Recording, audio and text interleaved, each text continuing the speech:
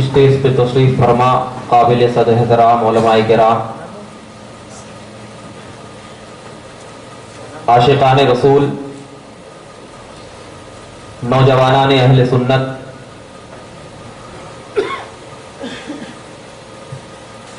غلامان رسول، عزیزان ملت اسلامیہ، السلام علیکم ورحمۃ اللہ وبرکاتہ۔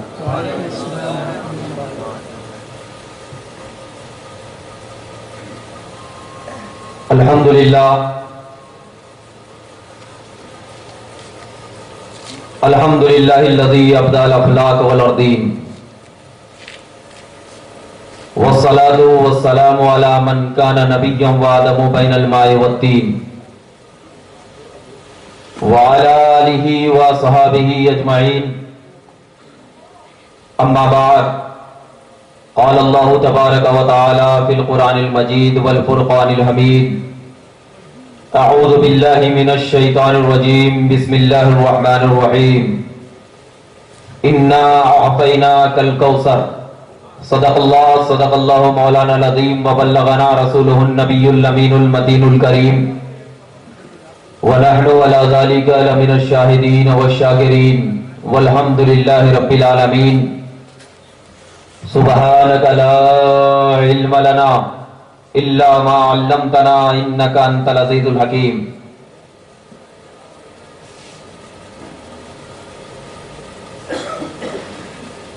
چمک تجھ سے پاتے ہیں سب پانے والے،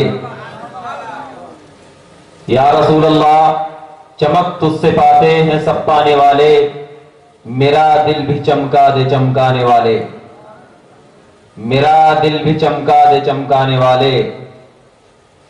اور دوسری جگہ امام اہل سنت ارشاد فرماتے ہیں، سب سے اعلیٰ و اولا ہمارا نبی، سب سے اعلیٰ و اولا ہمارا نبی، سب سے بالا و والا ہمارا نبی، اور کون دیتا ہے دینے کو منہ چاہیے، کون دیتا ہے دینے کو منہ چاہیے، دینے والا ہے سچا ہمارا نبی، دینے والا ہے سچا ہمارا نبی۔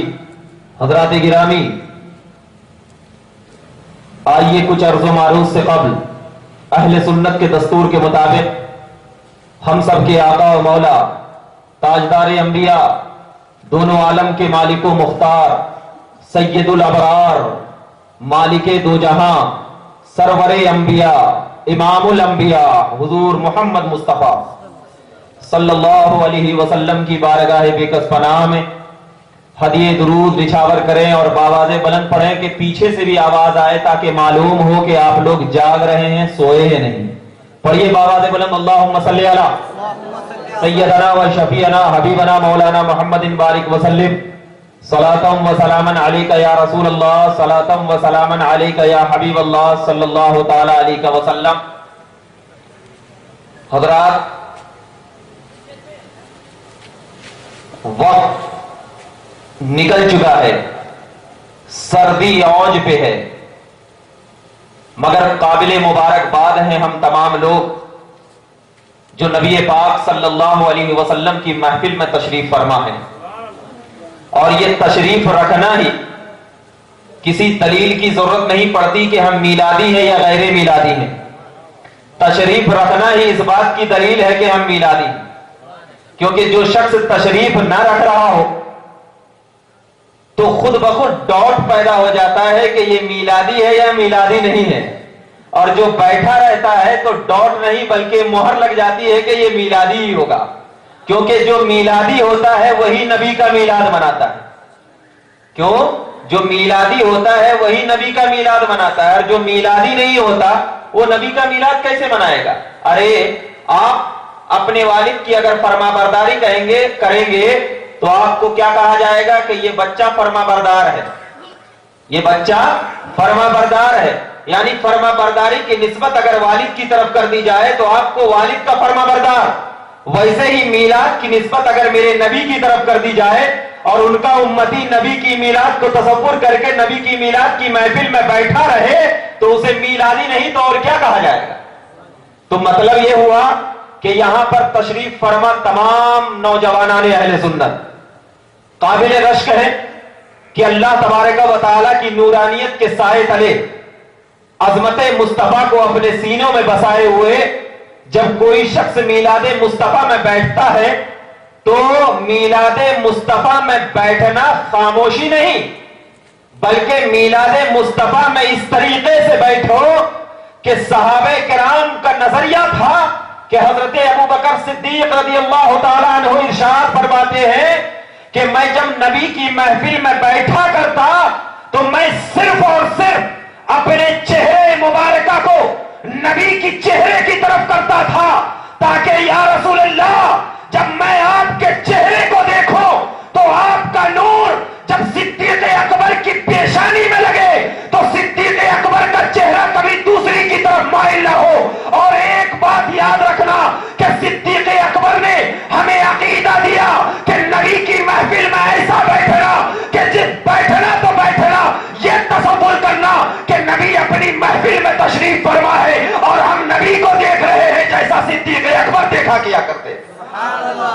تو آپ کیسے بیٹھیں گے؟ یہ تصور کرتے ہوئے کہ نبی موجود ہیں، یہ تصور ہونا چاہیے، ورنہ بیٹھنے کا کوئی مقصد نہ ہوگا. بیٹھنے کا مقصد یہ ہے کہ آپ کا تصور صرف اس ذات کی طرف لگی ہوئی ہو جس ذات کو اللہ تبارک و تعالی نے تمام کائنات کا خزانہ عطا فرمایا، تمام کائنات کا. میں اس آیت آنے سے پہلے آپ کے سامنے بس آپ کی بیداری جاننا چاہتا ہوں کہ واقعی آپ بیدار ہیں یا نہیں. ایک مرتبہ بآواز بلند درود پاک کا نذرانہ پڑھی. اللہم صلی علی سیدنا و شفیعنا حبیبنا مولانا محمد بارک وسلم صلاۃ و سلاما علیک یا رسول اللہ، صلاۃ و سلاما علیک یا حبیب اللہ صلی اللہ تعالی علیہ وسلم. ہم سے پہلے بہت سارے مقررین کرام کی تقاریر سنا اور خاص کر بانی المدینہ ایجوکیشنل سوسائٹی حضرت طاہر صاحب قبلہ عبدالعزیز صاحب قبلہ مدثر العالی، اللہ تعالیٰ ان کی حیات کو ہم تمام لوگوں پر بافائز بنائے اور ان کو کام کرنے کی اور جذبہ عطا فرمائے.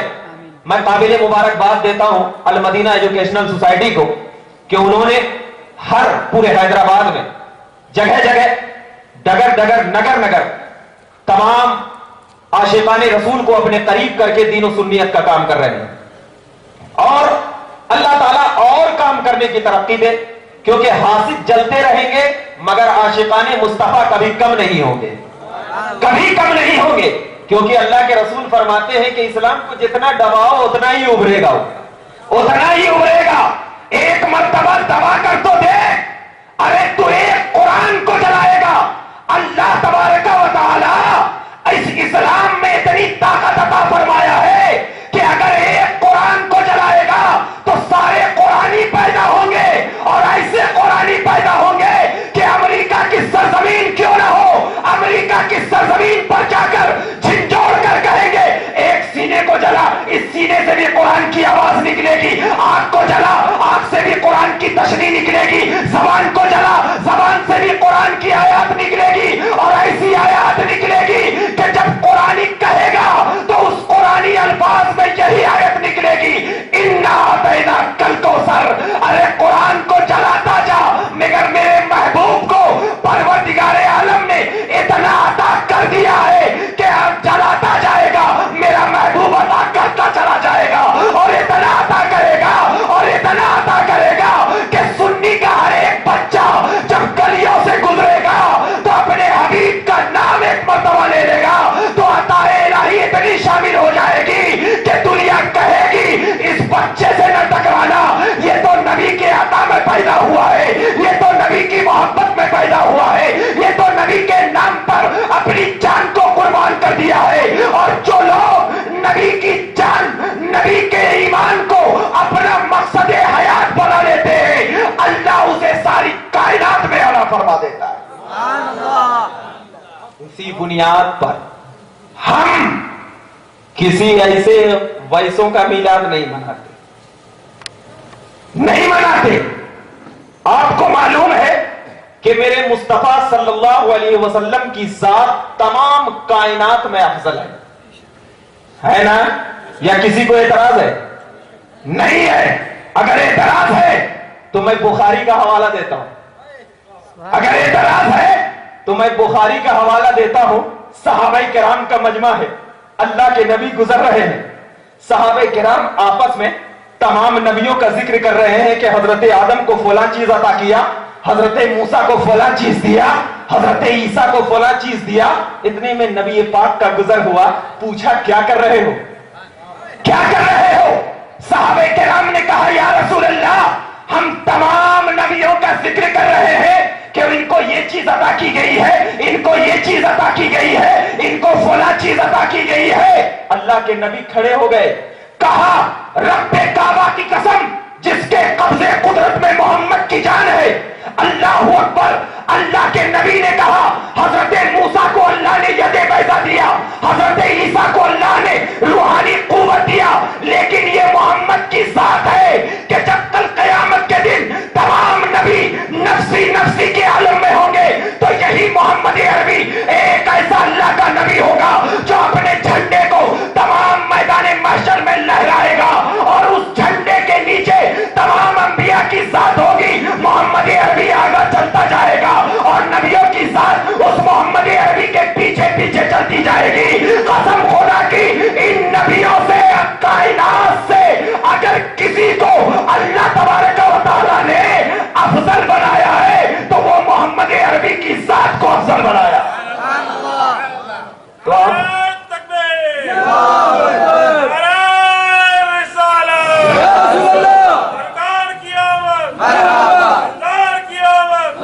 اب ذرا بتا کہ جب میرے نبی کو اللہ نے تمام کائنات سے افضل، اگر کسی کو اعتراض ہے تو بخاری اٹھا کر دیکھ لے، کسی کو بھی اعتراض ہے بخاری اٹھا کر دیکھ لے، ہمارے نوجوان بچوں کو گلی کوچی میں نہ پکڑے بلکہ علماء سے آ کر پوچھے کہ کہاں ہے۔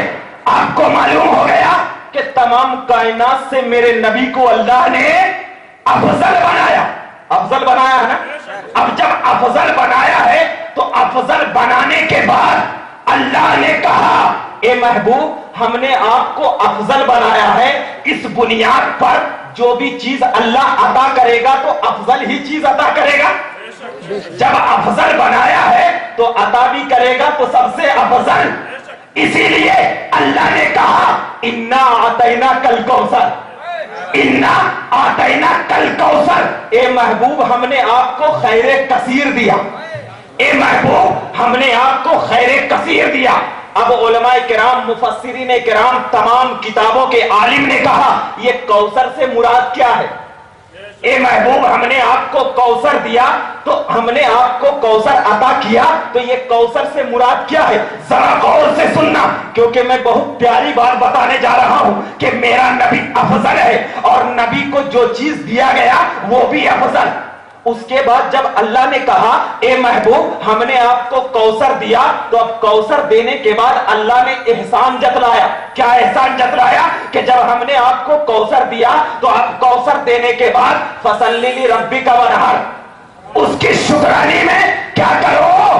اپنے رب کے لیے نماز پڑھو اور قربانی کرو، اپنے رب کے لیے نماز پڑھو قربانی کرو۔ اب میں آپ کے سامنے خطاب ہوتا ہوں، کوئی شخص میرے پاس آیا، میں بہت بڑا غریب آدمی ہوں، آ کر کے مجھے 200 روپے دے دیا، میرا پیٹ بھر گیا، یہ 200 روپے سے 2 دن کے لیے میرا پیٹ بھر گیا۔ اب وہ جو امیر آدمی ہے آ کر کے مجھے کہے گا کہ میں نے تجھے 200 روپیہ دیا ہے، ذرا میرا اعلان جلسے میں کر دو، تو احسان جتلا رہا نہیں جتلا رہا؟ احسان جتلا رہا ہے۔ کیوں؟ اس لیے کہ یہ مجھ سے بڑا ہے پیسوں میں، یہ مجھ سے بڑا ہے پیسوں میں۔ اب اگر مجھے 10 روپیہ دے کر کے احسان جتلائے گا تو اب یہ مانے نہیں رکھے گا کہ یہ 10 روپے کی حیثیت کیا ہے جو احسان تیرا لوں۔ جو بڑی چیز ہوتی ہے تب احسان جتلایا جاتا ہے۔ تو اب مطلب دیکھنا، اللہ نے کہا اے محبوب ہم نے آپ کو کوثر دیا، اس کے بعد احسان جتلایا، اس کا مطلب یہ ہے کہ اللہ نے سب سے بڑی چیز دیا ہے، اللہ نے سب سے بڑی چیز دیا ہے۔ تو اب یہ کوثر سے مراد کیا؟ تو بعض علماء کرام کہتے ہیں کہ کوثر سے مراد قرآن ہے، کوثر سے مراد قرآن ہے۔ تو میں کہتا ہوں یہ قرآن جو اللہ کے نبی کو دیا، یہ اس میں بڑی چیز کی کیا بات ہے؟ اور نبیوں کو بھی تو توریت دیا اللہ نے، اور نبیوں کو بھی تو انجیل دیا اللہ نے، اور نبیوں کو بھی تو زبور دیا اللہ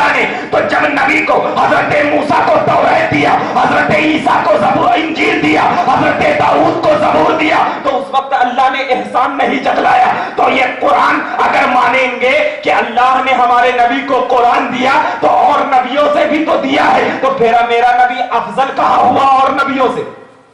मेरा नबी अफजल कहाँ हुआ? ये तो और नबियों की तरह हो गया। हालांकि आपको मालूम है कि मेरा नबी तमाम नबियों से अफजल है। तो कोई चीज ऐसी होगी जो तमाम नबियों को ना मिली हो, सिर्फ मेरे नबी को मिली हो, तब तो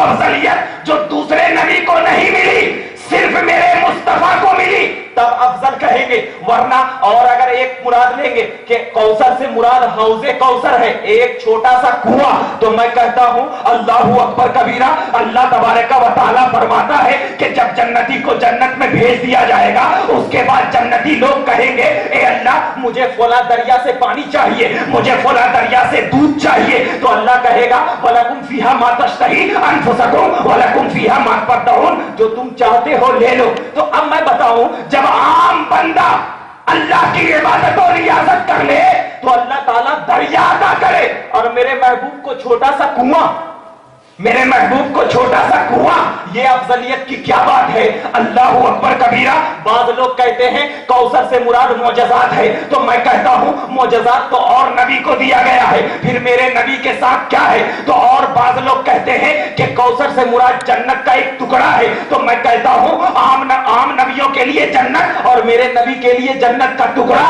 तो ये तमाम चीजें अपने अपने हिसाब से बिल्कुल सही है, लेकिन अफजलियत मेरे मुस्तफा की इन चीजों को अदा करने से साबित नहीं हो रही है। तो अब एक मुफस्सिरीन किराम ने नबी के इश्क में डूबकर जब देखा कि मेरा नबी सारी कायनात से अफजल है, मेरा मुस्तफा अर्श से अफजल है, मेरा मुस्तफा बहरों पर से अफजल है, तो मेरे अल्लाह ने मेरे मुस्तफा को ऐसी चीज दिया होगा जो तमाम कायनात को नहीं दिया होगा। हजरत आदम से ले लो हजरत ईसा तक, मेरे मुस्तफा को अल्लाह ने एक चीज ऐसी दी है जो किसी को अता नहीं हुई। सिर्फ एक चीज किसी को अता नहीं हुई, सिर्फ मेरे मुस्तफा को अता हुई है। अब मैं पूछता हूं ए मुफस्सिरीन किराम, वो क्या चीज है जो सिर्फ मेरे मुस्तफा को अता हुई है, बाकी किसी को अता नहीं हुई है? तो अल्लाह का कुरान कहता है इन्ना अतैना कल कौसर, ए महबूब हमने आपको कौसर अता किया। मतलब यह है कि जब मेराज की रात परवरदिगार आलम ने मेरे नबी पाक सल्लल्लाहु अलैहि वसल्लम को अपने पास बुलाया, और बुलाने के बाद सब सिदरतुल मुंतहा पर हजरत जिब्राइल ने साथ छोड़ दिया, काबा कौसैन के करीब गए, लामका के करीब गए, और लामका के करीब अब कोई साथ नहीं थी, सिर्फ अल्लाह वहदहू था, मेरा मुस्तफा था।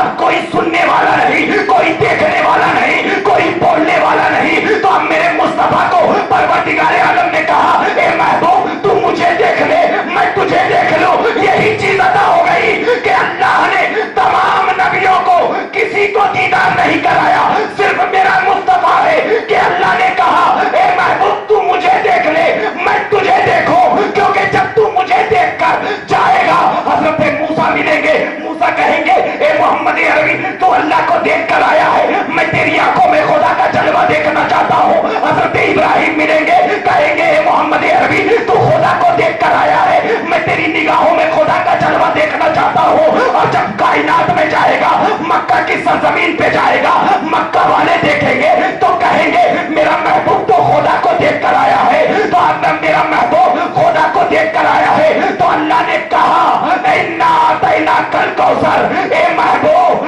तू मेरा हो गया और मैं तेरा हो गया। अब जरा आप बताओ किसी को अल्लाह ने दीदार कराया? मूसा को हजरत तोहे दूर पर बुलाया तो हजरत मूसा खुदा की तजल्ली को देखकर बेहोश हो गए, नहीं कराया। इसीलिए तो इन्ना अतैना कल कौसर, ए महबूब अब माना क्या करेंगे? हमने आपको कौसर अता किया ये माना नहीं करेंगे।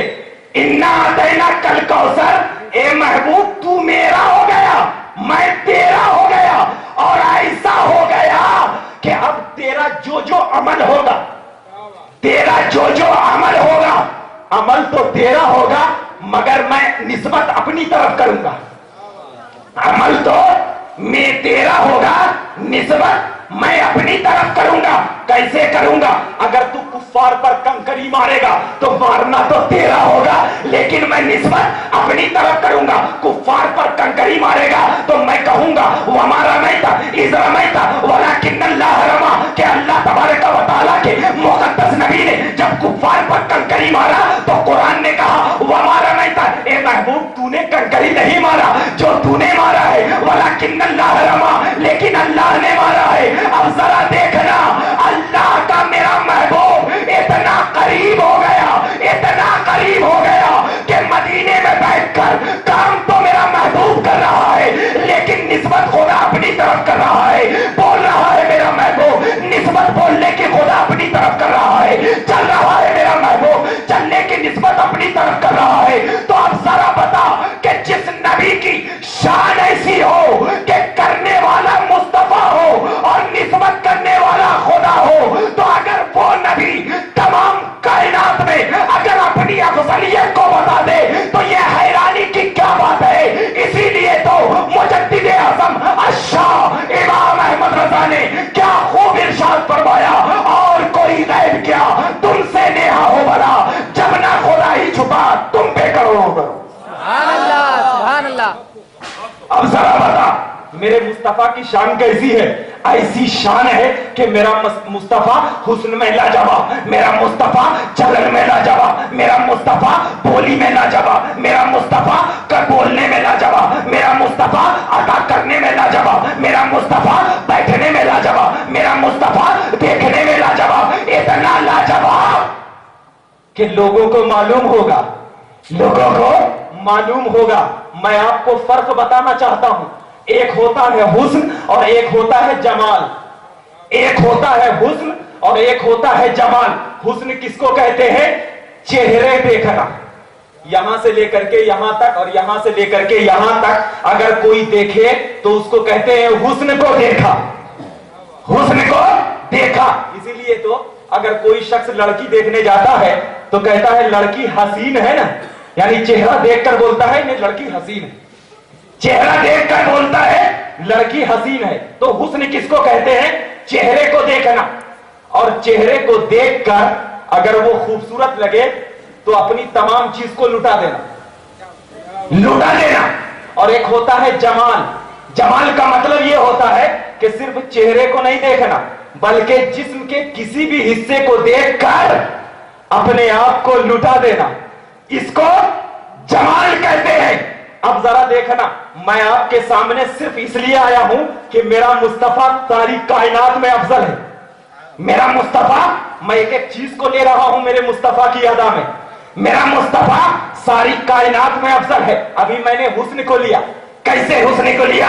आपको मालूम होगा कि हजरत जुलेखा ने जब हजरत यूसुफ के हुस्न को देखा था तो बेरफ्ता मोहब्बत में पागल हो गई थी, और उनकी सहेलियों ने कहा था ए जुलेखा तू किसके हुस्न में पागल हो गई है? एक गुलाम के हुस्न में। तो हजरत जुलेखा ने कहा मा हाजा बशरुन, ये गुलाम बच्चा नहीं है, हाजा मलकुन करीम, ये तो एक मुकर्रम फरिश्ता लगता है, ये तो एक मुकर्रम फरिश्ता लगता है। अब मैं बताता हूं, बुखारी की हदीस गवाह है, अल्लाह के नबी ने कहा कसम खुदा की सुनो, हजरत यूसुफ को मोहम्मद अरबी के हुस्न का एक हिस्सा मिला।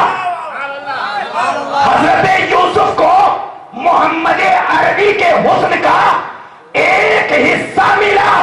अब या रसूल अल्लाह, आपके नाम पे तमाम सुन्नियों की जान कुर्बान कि जब जुलेखा ने मोहम्मद अरबी के एक हुस्न के हिस्से को देखा तो फरेफ्ता हो गई। आपके हुस्न का क्या आलम होगा, आपकी जमाल का क्या आलम होगा। तो अब देखना, जरा ये बताता चलूं, लोग हमारे नबी को अपनी तरह बशर कहते हैं, अपनी तरह बशर कहते हैं। कुरान कह रहा है कि हजरत जुलेखा ने जब नबी पाक के एक हुस्न के एक हिस्से को देखा था तो कहा था ये तो बशर नहीं दिखता है, ये तो बशर नहीं दिखता है, बल्कि क्या दिखता है? ये तो एकदम ताजीम करने वाला फरिश्ता दिखता है, ताजीम करने वाला फरिश्ता दिखता है। तो मैं उन लोगों को ये बताना चाहता हूं कि जब मोहम्मद अरबी के एक हुस्न का एक हिस्सा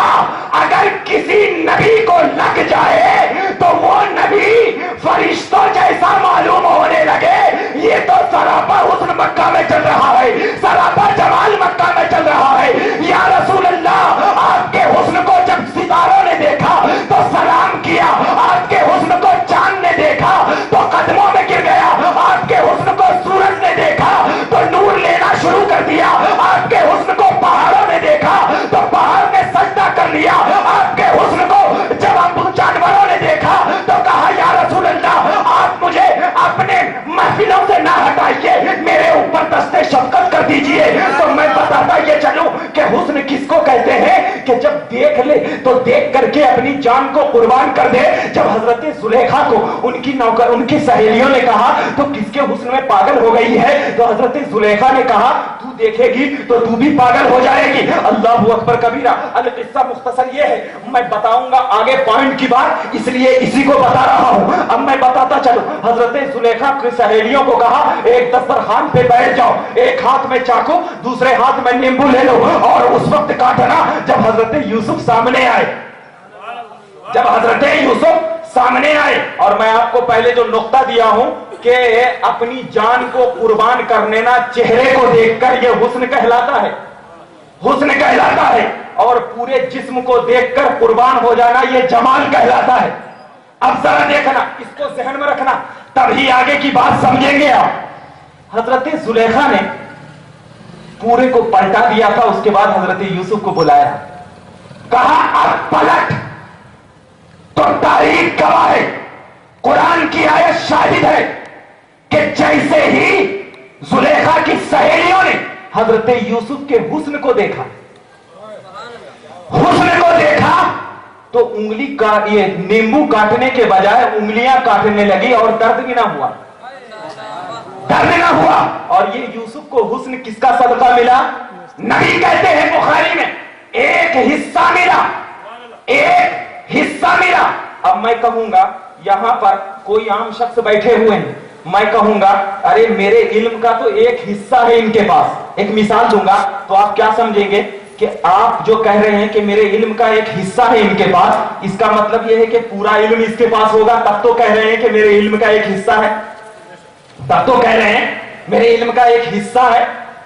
تو اب نبی کی بولی پہ قربان جا, نبی نے کہا میرے حسن کا ایک حصہ ہے, تو مطلب یہ ہے کہ سراپا حسین میرا مصطفیٰ ہے, سراپا حسین میرا مصطفیٰ ہے. تب تو کہہ رہے ہیں نبی کہ میرے حسن کا ایک حصہ ہے, میرے حسن کا ایک حصہ ہے. تو اب دیکھنا نبی کو حسن کو دیکھ کر حضرت زلیخا کی سہیلیوں نے حسن کو دیکھ کر انگلیاں کاٹ لیا تھا, مگر جب جمال مصطفیٰ کی بات آتی ہے تو حسن کو دیکھنے کی ضرورت نہیں ہوتی ہے. چاند گواہی دیتا ہے یا رسول اللہ وہاں پر تو آپ کے حسن کو دیکھا تھا, لیکن میں چاند گواہی دیتا ہوں کہ میں نے آپ کے حسن کو نہیں دیکھا تھا, میں نے صرف اور صرف آپ کی انگلیوں کو دیکھا تھا. تو آپ کی انگلیوں کو جیسے ہی میں نے دیکھا تو اس حسن کو دیکھنے کی بنیاد پر میں دو ٹکڑے ہو گیا. کیوں؟ اس لیے کہ میں نے آپ کے جمال کو دیکھا تھا. تو جو حسن کو دیکھتا ہے وہ حضرت یوسف کی ذات ہوتی ہے, اور جو جمال مصطفیٰ کو دیکھتا ہے تو چہرے کو دیکھنے کی ضرورت نہیں پڑتی, بس نبی کے ایک ذرہ کو دیکھ لیتا ہے, نبی کی انگلیوں کو دیکھتا ہے تو قربان ہو جاتا ہے, نبی کے بال مبارک کو دیکھتا ہے تو قربان ہو جاتا ہے, نبی کے زلف کو دیکھتا ہے تو قربان ہو جاتا ہے, نبی کی اداؤں کو دیکھتا ہے تو قربان ہو جاتا ہے. کیوں؟ اس لیے کہ حسن کو دیکھنا الگ بات ہے اور جمال کو دیکھنا الگ بات ہے. لوگ کہتے ہیں کہ اللہ کے نبی نے چاند کے دو ٹکڑے کیے, میں کہتا ہوں نہیں, اللہ کے نبی نے چاند کے دو ٹکڑے نہیں کیے, چاند نے میرے نبی کے جمال کو جیسے ہی دیکھا خود دو ٹکڑے ہو گیا. اسی میں کمال ہے. ارے میرے پاس اگر شیشے کا گلاس ہو اور شیشے کا گلاس میں زمین پر رکھ لو اور لگنے کے بعد خود سے ٹوٹ جائے, اور توڑنے میں اور ٹوٹنے میں بہت فرق ہے. ارے عظمت تو اس میں ہے کہ یا رسول اللہ, اللہ نے آپ کو اتنا حسین بنایا, اتنا حسین بنایا کہ جب چاند دیکھا تو ٹکڑے ہو گئے.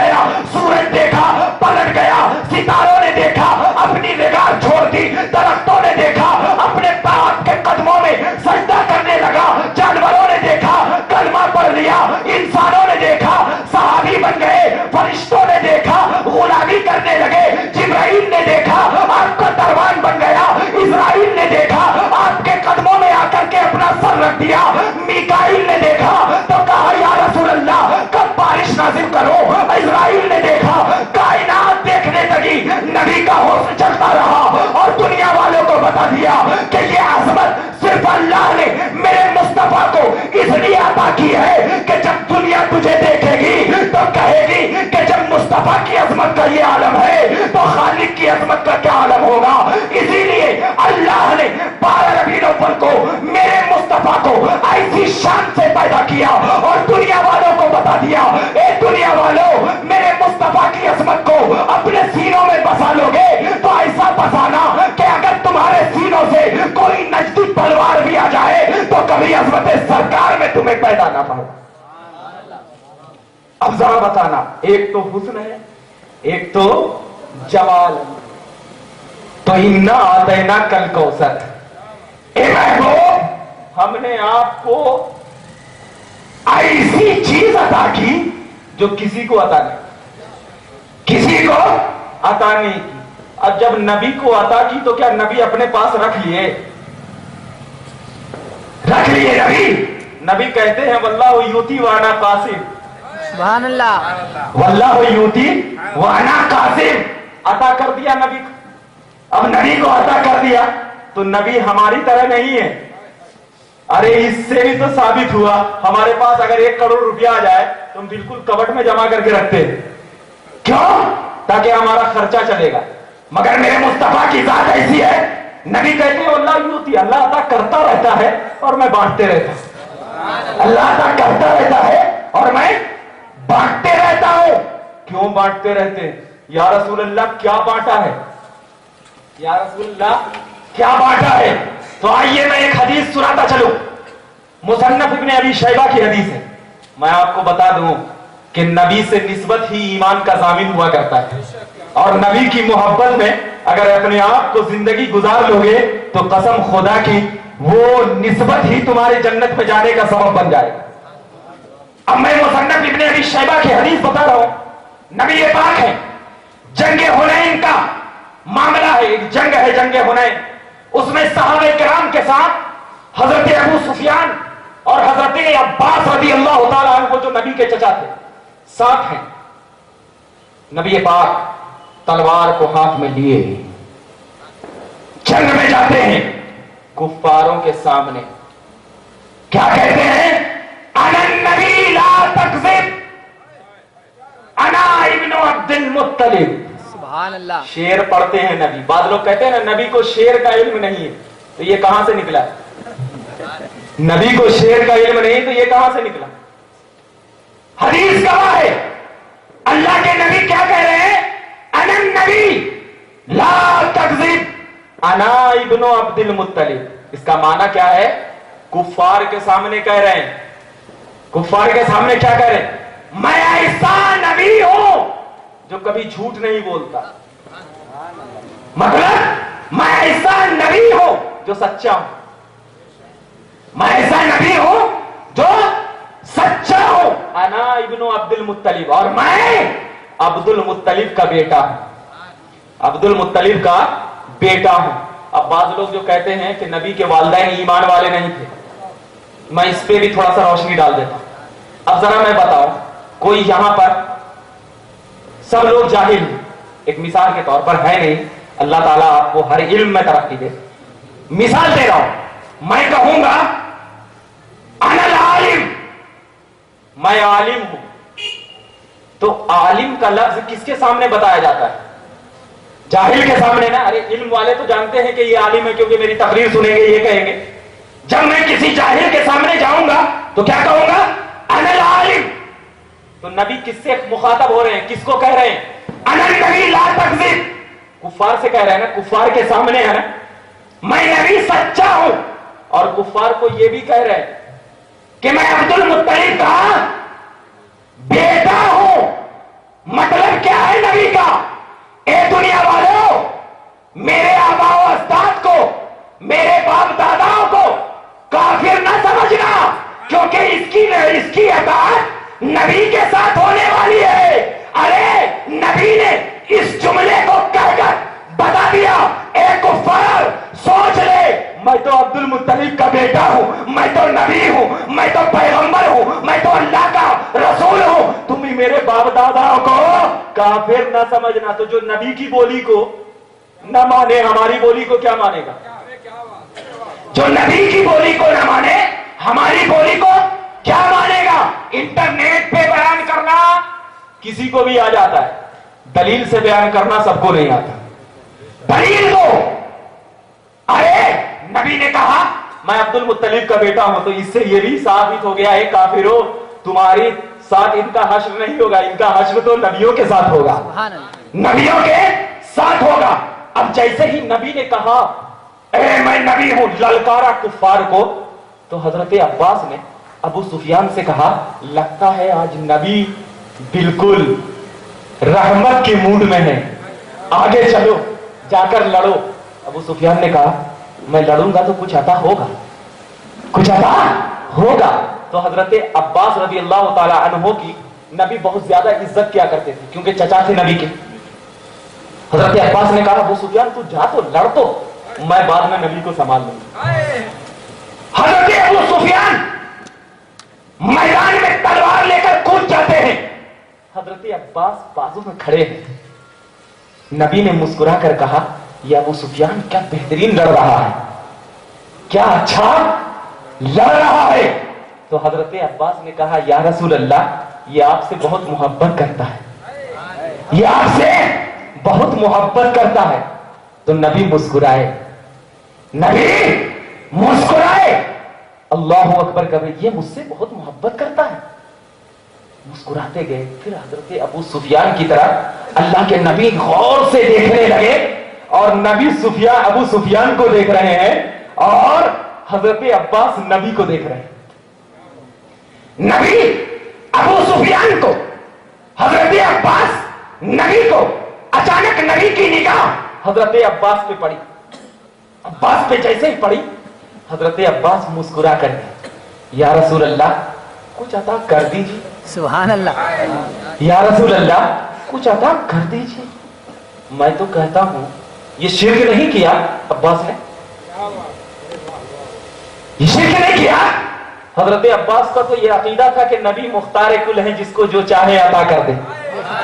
نبی مختار کل ہے, جس کو جو چاہے عطا کر دے. اسی لیے تو حضرت عباس نے بلا جھجک کہا یا رسول اللہ ابو سفیان آپ کی محبت میں لڑ رہا ہے, آپ عطا کر دیجیے. کیونکہ حضرت عباس کو معلوم ہوتا تھا جو نبی ہوتا ہے اللہ ساری خوبیاں دے کر بھیجتا ہے. کیونکہ یہ بھی معلوم ہوتا ہے جب اللہ کے نبی کو اللہ نے اپنا دیدار کرا دیا ہے تو خوبیاں کیوں نہیں عطا کیا ہوگا, کیوں نہیں عطا کیا ہوگا. نبی پاک کو حضرت عباس نے کہا یا رسول اللہ ابو سفیان کو آپ کچھ عطا کر دیجئے. اللہ اکبر کبیرہ. تاریخ کے اوراق گواہ ہے, البدایہ والنہایہ کی حدیث گواہ ہے. نبی پاک کہتے ہیں یا اخی اتوجہ الیہ, اے میرے بھائی. نبی نے کس کو کہا ہے میرے بھائی؟ ابو سفیان کو کہا اے میرے بھائی میری طرف متوجہ ہو. حضرت ابو سفیان کہتے ہیں جیسے ہی نبی کے الفاظ میرے کانوں میں پڑے میں خوشی کے مارے نبی کے پاس دوڑتا ہوا چلا آیا, اور قسم خدا کی ابو سفیان کو اس سے زیادہ کبھی بھی اتنی خوشی نہیں ہوئی ہوگی. اگر مجھے کوئی مال و دولت دیتا تو مجھے اتنی خوشی نہ ہوتی. کوئی میرے ہاتھ میں چاند ٹکڑے رکھ دیتا مجھے اتنی خوشی نہیں ہوتی. کوئی مجھے دنیا کی دولت سے نواز دیتا مجھے اتنی خوشی نہیں ہوئی جتنی خوشی کے مجھے نبی کے اس الفاظ سے ہوئی کہ اے میرے بھائی. حضرت ابو سفیان کہتے ہیں میں دوڑا دوڑا نبی کی بارگاہ میں آیا اور آ کر کے نبی کے قدموں میں گر گیا. نبی کے قدموں میں گر گیا. اب میں آپ کو بتاتا ہوں کسی کے بھی قدم میں کوئی بھی آدمی گرتا ہے تو کیا صرف گرا رہتا ہے یا کچھ چومتا بھی ہوگا؟ حدیث گواہ ہے حضرت ابو سفیان نبی کے قدموں میں گرے اور نبی کے قدموں کو چوم لیا. میں یہاں پر ایک چیز دیتا ہوں, جو لوگ کہتے ہیں کہ اللہ کے آگے جھکنا, تو ابو سفیان نبی کے آگے جھک رہے ہیں اور نبی منع بھی نہیں کر رہے. تو اسی لیے تو شیر سنیت کیا کہتا ہوا نظر آتا ہے, سجدہ نہ سمجھ نزدی سر دیتا ہوں نظرانہ.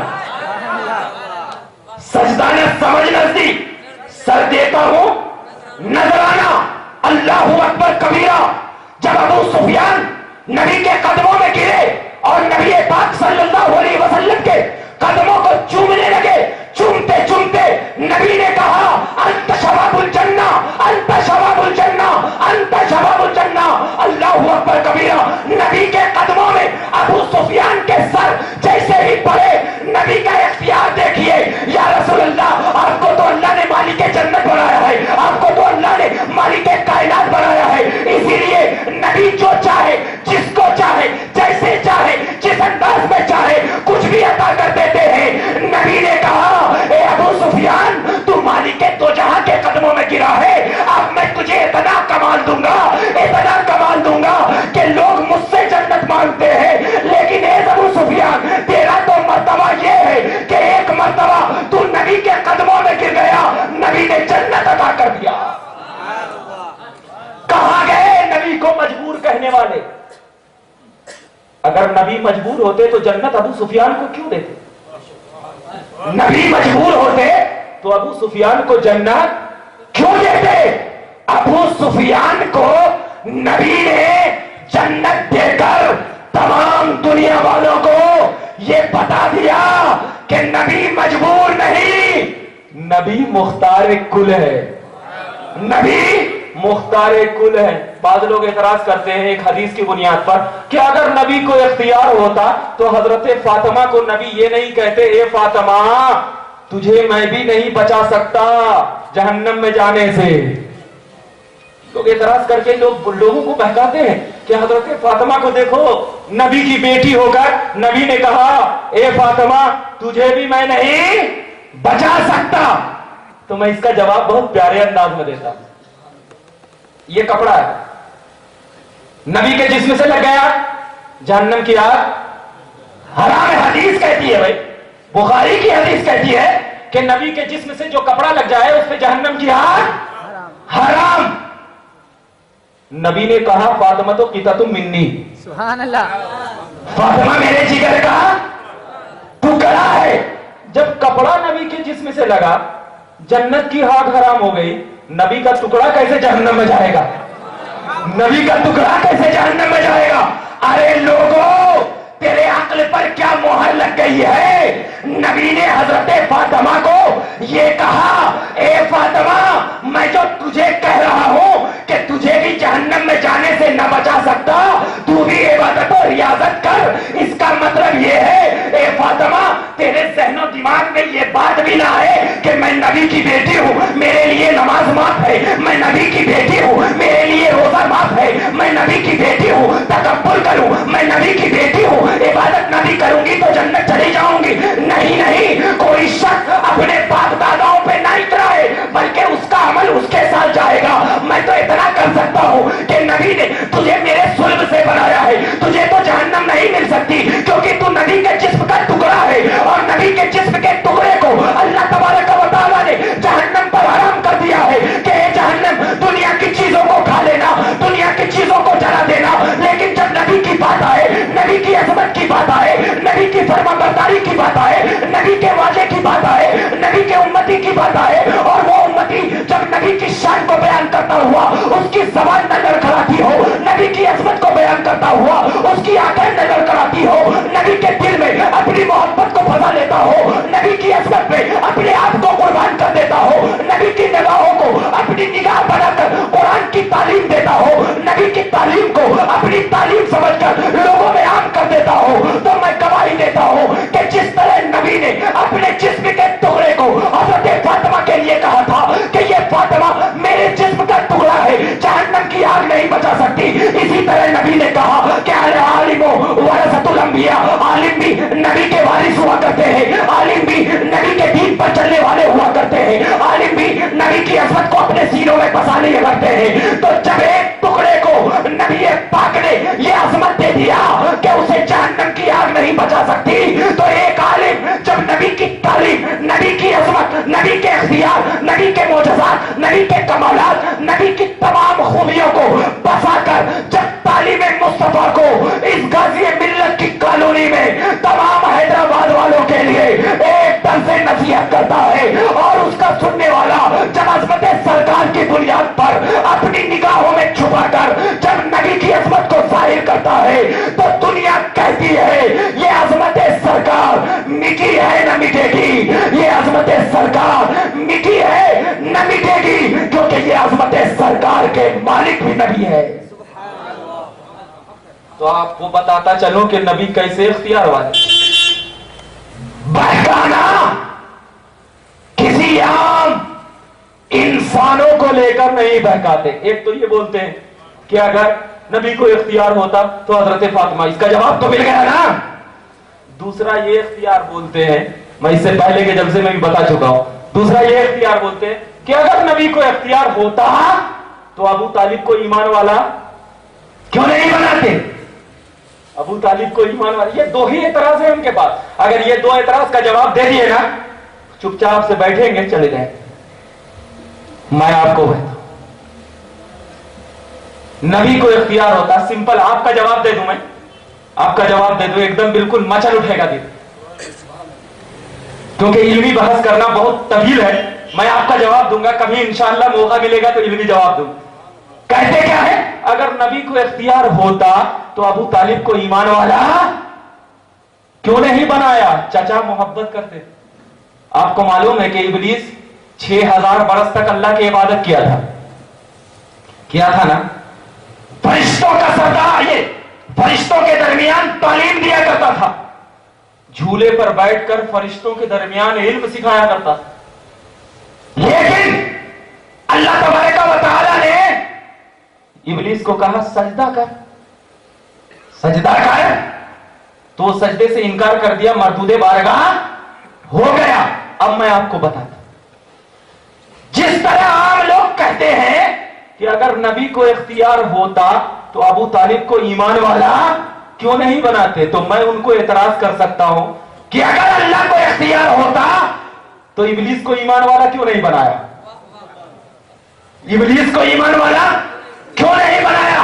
اے لوگوں سنو، وہاں پر اللہ کی قدرت نے کہا کہ ابلیس تعظیم نبی سے انکار کر گیا تو یہ جھکنے کے لیے تیار نہیں، اور یہ جو تعظیم مصطفیٰ کے لیے انکار کر رہا ہے یہ اٹھنے کے لیے تیار نہیں ہے، تو جو جھکنے کے لیے تیار نہیں اس کے لیے بھی جہنم کا دروازہ کھول دو، اور جو اٹھنے کے لیے تیار نہیں ہے اس کے لیے بھی جہنم کا دروازہ کھول دو، تاکہ معلوم ہو جائے کہ یہ ابلیسی ہے، ابلیس جو تھا جھکنے کے لیے تیار نہیں تھا، اور یہ ابلیسی ہے تعظیم نبی میں اٹھنے کے لیے تیار نہیں ہے، اور ہم سنی ہیں، کبھی جھکتے بھی ہیں اور کبھی اٹھتے بھی ہیں۔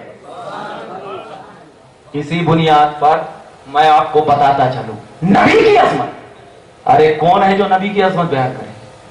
کون ہے؟ نبی پاک صلی اللہ علیہ وسلم ہے، مکہ کی سرزمین ہے، تشریف فرما ہے۔ 4 پرندے اللہ کے نبی کی بارگاہ میں آئے، 4 پرندے اللہ کے نبی صلی اللہ علیہ وسلم کے سامنے بیٹھ گئے، اور اس میں سے ایک کبوتر بھی تھا، ہانپتے ہوئے نبی کی بارگاہ میں آئے۔ اللہ کے نبی کے، میں تو کہتا ہوں اللہ کے نبی کے چہرے کو جیسے ہی کبوتر نے دیکھا، اللہ نے زبان دے دی کبوتر کو۔ تو میں آپ کو، جس نبی کے چہرے میں اتنا اختیار، کبوتر کو زبان آ جائے، کیونکہ کبوتر اپنا دل کا دروازہ کھولے ہوئے تھا، زبان دیا۔ نبی نے پوچھا، اے کبوتر کیوں اتنا ڈر رہی ہو؟ اللہ کے نبی صلی اللہ علیہ وسلم کو اس کبوتر نے فریاد کیا، یا رسول اللہ میرے پیچھے ایک چیل لگا ہوا ہے جو مجھے کھانا چاہتا ہے۔ کہا اسی بات ہے، آنے دو۔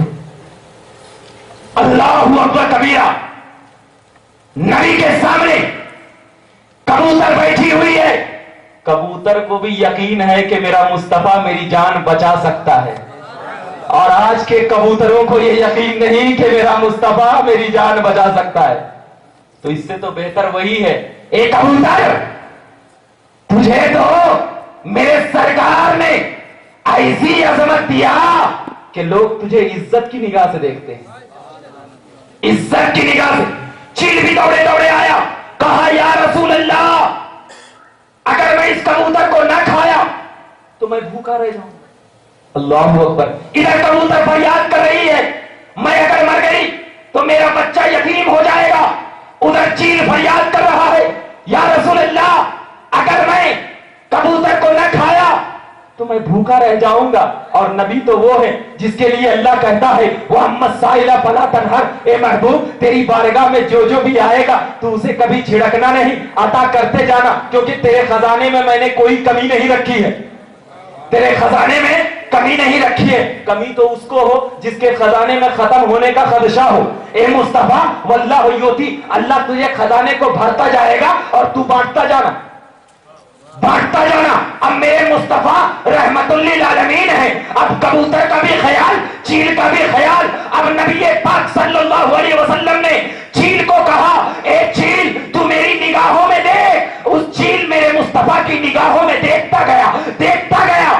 تاریخ گواہ ہے, تاریخ ابن ہشام گواہ ہے کہ وہ چیل جب میرے مصطفیٰ کی نگاہوں میں دیکھتا گیا تو چیل کہتا ہے یا رسول اللہ جب میں نے آپ کی آنکھوں میں اپنی آنکھ کو دیکھا تو میرا پیٹ بھر گیا. میں پوچھتا ہوں اے چیل میری سنیوں کی جان تیرے اوپر قربان, تجھے ایسی کیا دولت مل گئی, تیرا پیٹ بھر گیا, کیا ایسی دولت ملی ہے؟ تو چیل کہتا ہے ارے نگاہ مصطفیٰ میں وہ تاثیر ہے کہ جب بھوکا دیکھتا ہے تو وہ پیٹ بھر جایا کرتا ہے. اسی لیے تو میں کہتا ہوں کہ صحابہ کرام آخر میرے مصطفیٰ کو کیوں دیکھا کرتے تھے. اب یہ چیل نے عقیدہ دیا صحابہ کرام میرے مصطفیٰ کو اس لیے دیکھا کرتے تھے کہ جس کے سامنے مصطفیٰ کا چہرہ ہوا کرتا ہے اسے بھوک نہیں لگتی, اسے پیاس نہیں لگتی. کیوں؟ اس لیے کہ مصطفیٰ کے صحابہ کو یہ معلوم تھا کہ میرا مصطفیٰ صرف ہاتھوں سے نہیں بانٹتا ہے,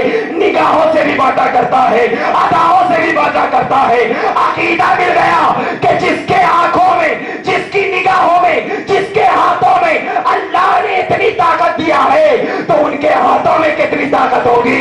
اسی لیے تو اللہ تبارک و تعالیٰ کے مقدس نبی کے مقدس غلام نے کہا ہے کہ کیا کہ جب تمام لوگوں کے سامنے مصطفیٰ کا ذکر کیا جاتا ہے اور ایک عاشق جب مصطفیٰ کے ذکر میں اپنی تمام قربانیوں کو چھوڑ دیا کرتا ہے تو امام غزالی کہتے ہیں کہ اللہ تبارک و تعالیٰ ایک ذکر کی بنیاد پر 70,000 نوالے کو پیدا کرتا ہے. اور وہ نوالا ایسا رہا کرتا ہے کہ تمام جنات جو اللہ تبارک و تعالیٰ کے رسول پر ایمان لا چکے ہیں ان جناتوں کو حکم دیا جاتا ہے اے جنات اب وضو کر لے. اللہ تبارک و تعالیٰ کی وہ مخلوق اللہ سے سوال کرتی ہے اے اللہ آخر یہ نوالا کیسا ہے جو کہ تو مجھے وضو کرنے کے لیے کہہ رہا ہے. تو اللہ تعالیٰ غیب سے آواز دیتا ہے اے جنات یہ نوالا ایسا ہے کہ ایک بندہ, ایک عاشق رسول نے اللہ کا ذکر کیا, رسول اللہ کی محبت میں اپنی جان کو قربان کر دیا تو اس جان کے قربان کرنے کی بنیاد پر اللہ تبارک و تعالیٰ نے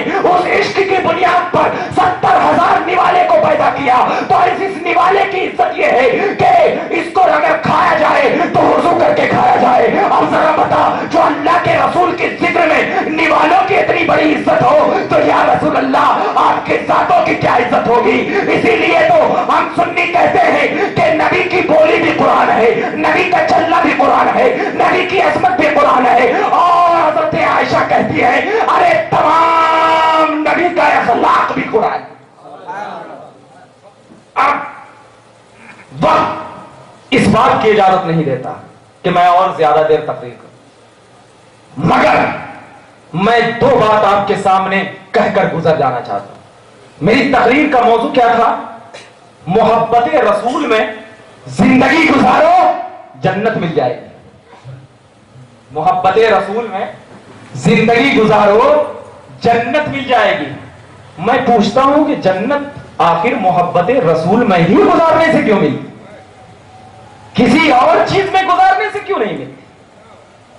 تو اللہ تبارک و تعالی, دیکھنا اگر کوئی جاہل ہے تو اس کو میں کہتا ہوں کہ اللہ تبارک و تعالی نے اس کی عزت نہیں رہتی, اے بے کہہ کے بلا دیتا. لیکن اگر تھوڑا پڑھا لکھا ہے تو اس کو ادب و احترام سے بلایا جائے. اگر اس کو اے بے کہہ کر کے بلائیں گے تو کیا ہوگا؟ اس کی عزت رہے گی. اللہ نے تو اس کے لیے تعظیم قرار دیا. اس سے بڑا اگر کوئی عزت نہ ہو تو اس کو اور عزت سے بلایا جائے, اس سے بڑا اگر عزت نہ ہو اور عزت سے بلایا جائے. اسی لیے اللہ تعالیٰ نے انسان کو دو چیزوں سے بنایا, ایک حیوان سے اور ایک بولنے سے. اللہ نے کبھی انسان کو یہ نہیں پکارا اے حیوان, نہیں پکارا. کیوں؟ اس لیے کہ یہ انسان کی عزت کا سوال ہے. لیکن اگر وہی انسان جب تک انسان تھا اسے انسان کہہ کے پکارا, لیکن اگر ایمان والا ہو گیا تو اب اسے انسان کہہ کے نہیں پکارا, یا ایھا الذین آمنوا. سبحان اللہ. اب وہی انسان جب اللہ تبارک و تعالیٰ کی رضا میں, عطا میں تمام چیزوں کو قربان کر دیا, عصمت پیدا ہو گئی, تو اب اس کو یا ایھا الذین آمنوا کہہ کر نہیں پکارا, یا ایھا النبی. کیوں؟ مرتبہ بڑھتا جا رہا ہے, مرتبہ بڑھتا جا رہا ہے. تو اللہ نے جس مرتبے کو جس کے لیے پیدا کیا اس کو اسی کے طریقے سے پکارنا چاہیے. اب ذرا دیکھنا, اللہ تبارک و تعالیٰ کے نبی نے, ذرا دیکھنا, ذرا بہت پیاری آخری بات کہہ کے گزر دوں گا. اللہ کے نبی نے جب کافروں کے سامنے گئے تو کیا کہا؟ قل انما انا بشر مثلکم. اے محبوب, اے لوگو سنو, میں تیری طرح بشر ہوں, میں تیری طرح بشر ہوں. کس کے سامنے کہا؟ بہت پیاری بات بتا رہا ہوں, ذرا غور سے سننا. کافروں کے سامنے جب اللہ کے نبی گئے تو کیا کہا؟ میں تیری طرح بشر ہوں, کوئی نجومی نہیں, کوئی پادری نہیں, میں تیری طرح بشر ہوں. لیکن جب ایمان والوں کے پاس اللہ کے نبی آئے اور ایمان والے نبی کی ادا کو اپنے اندر سما کر جب صوم وصال رکھنا شروع کر دیا, یعنی نبی نے روزہ رکھا تھا نا بغیر کھائے پیے 2-3 دن کا, تو اس صحابی نے دیکھا کہ میرا مصطفیٰ روزہ رکھا ہے بغیر کھائے پیے, تو میں بھی روزہ رکھنا چاہتا ہوں. دیکھنا, جب کافروں کے پاس نبی گئے تو نبی نے کہا قل انما انا بشر, میں تیری طرح بشر ہوں. لیکن جب ایمان والوں کے پاس اللہ کے نبی گئے تو اللہ کے نبی صلی اللہ علیہ وسلم نے کہا ایکم مثلی, کون ہے میری طرح, کون ہے میری طرح. بتانا چاہ رہے تھے نبی کہ یہ کافر ہیں, یہ سڑے ہوئے بدماش ہیں, اگر میں ان کو کہوں گا کہ میری طرح کون ہے تو یہ نہیں مانیں گے. کیوں؟ اس لیے کہ ان کے عمل میں ایسی نافرمانی کی حدیں پار ہو چکی ہے کہ یہ تو خدا کو بھی نہیں مان رہا ہے, یہ تو تمام لوگوں کو بھی نہیں مان رہا ہے. ارے میں تو اپنی عصمت, میں مصطفیٰ, میں مجتبیٰ, میں ساری کائنات میں افضل, اگر میں بتاؤں اپنی عصمت تو کس کو بتاؤں؟ اس کو بتاؤں جس کو اللہ نے ایمان والا بنایا ہے, جس کو اللہ نے اپنا بندہ بنایا ہے, جس کو اللہ نے میری امت بنایا ہے, جس کو اللہ نے میری وجہ سے عظمت قرار دیا ہے, جس کو اللہ نے کنتم خیر امتی قرار دیا ہے. اسی لیے جب مصطفیٰ ایمان والوں کے پاس گیا تو بتایا ایکم مثلی, کون ہے میری طرح, واللہ یرزقنی ویسقینی, اللہ تو مجھے کھلاتا ہے, اللہ تو مجھے پلاتا ہے, لیکن تو نہیں دیکھ سکتا, تیری نگاہوں میں اتنی طاقت نہیں, تو نہیں سن سکتا, تیری نگاہوں میں اتنی طاقت نہیں. ارے جو مصطفیٰ کو پروردگار عالم تمام کائنات سے چھپا کر کھلا دیتا ہے, تو اس مصطفیٰ اتنے بات کے باوجود جب خدا کا ذکر کرتا ہے تو ایک روح انسان کے پورے جسم کو چلاتی ہے, ایک روح انسان کے پورے جسم کو چلاتی ہے, ہاتھ کو چلاتی ہے, یہ ہاتھ کو چلاتی ہے, سر کو چلاتی ہے, پیر کو چلاتی ہے, ایک روح چلاتی ہے نا. تو میں کہتا ہوں یہ ایک روح کے اندر طاقت کہاں سے آئی کہ اسلام کو چلانے لگی, پورے حیات کو چلانے لگی, یہ ایک روح. لیکن وہی روح اگر ذکر و اذکار کرتے رہتی ہے تو اللہ تبارک و تعالیٰ اس روح میں اتنی طاقت عطا فرماتا ہے کہ وہ روح کا ایک حصہ کہیں چلا جاتا ہے اور ایک حصہ کہیں چلا جاتا ہے. آخری بات, علامہ عبدالحق محدث دہلوی علیہ رحمت و رضوان فرماتے ہیں کہ ایک روح پورے جسم کو چلاتی ہے, کبھی ہاتھ یہاں کر دیتا ہے, کبھی ہاتھ یہاں کر دیتا ہے, ایک روح ہی چلا رہی ہے نا. حالانکہ یہ روح میں کوئی طاقت نہیں, ہمارے جسم میں کوئی طاقت نہیں. تو علامہ عبدالحق محدث دہلوی فرماتے ہیں کہ آپ کو معلوم ہونا چاہیے کہ اولیاء کرام کا جو قصہ ہوا کرتا ہے کہ ایک پہاڑ کو وہاں پہ ڈال دیا اور ایک پہاڑ کو وہاں ڈال دیا, تو اس کا مطلب یہ ہے کہ ان اولیاء کرام اپنی روح کو ذکر و اذکار میں اتنا بلند کر دیتے ہیں کہ وہ روح کے اندر اتنی طاقت ہوا کرتی ہے کہ اولیاء کرام اس پہاڑ